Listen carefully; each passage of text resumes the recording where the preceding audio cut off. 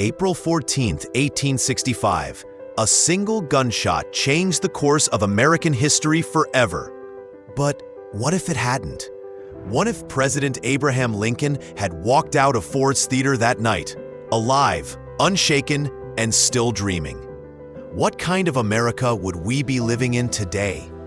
Brace yourselves, because this isn't just a what-if story.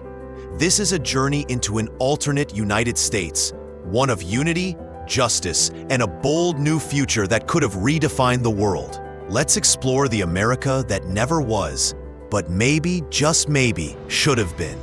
In our reality, Andrew Johnson led a bitter and divisive Reconstruction. But in this alternate timeline, President Lincoln leads the healing himself. Instead of punishment, Lincoln pushes for reconciliation.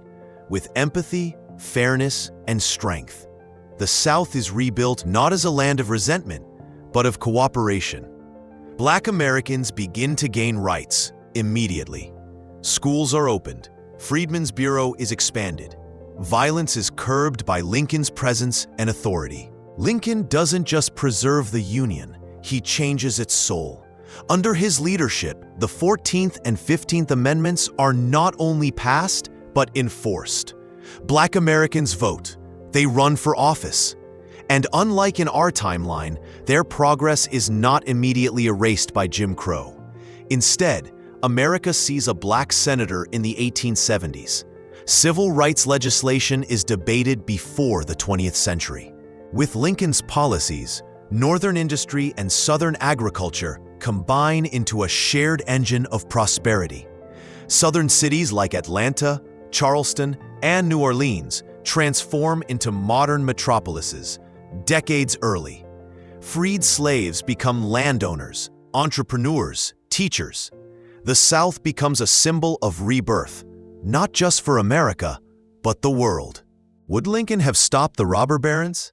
Possibly. His vision of equality extended beyond race. It included class.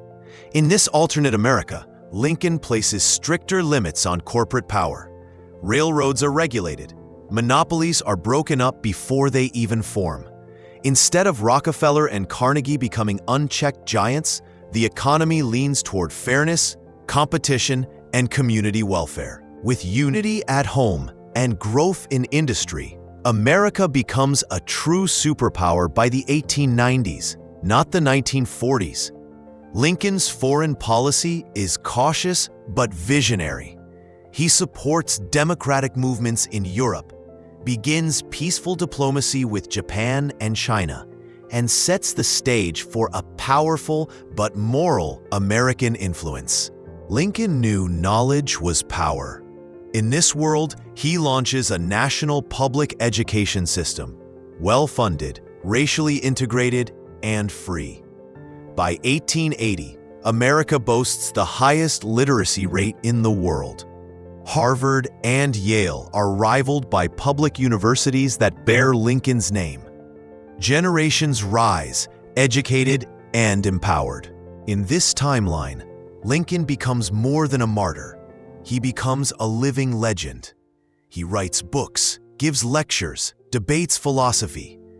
Painters, poets, and early filmmakers portray him not just as a president, but as America's moral compass.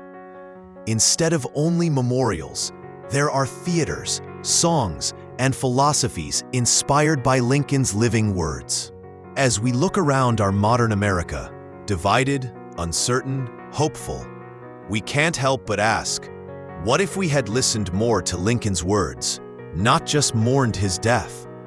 In this alternate reality, we see what America could have been. But maybe, just maybe, it's not too late to still build it. He survived the war. He united the country. And in this version, he kept going. Abraham Lincoln's legacy wasn't cut short. It was fulfilled. What kind of nation would we be if hope had lived that night? That question isn't just for historians. It's for all of us. If you believe in that dream, like, share, and subscribe. Because history isn't just what happened, it's what we choose to learn from.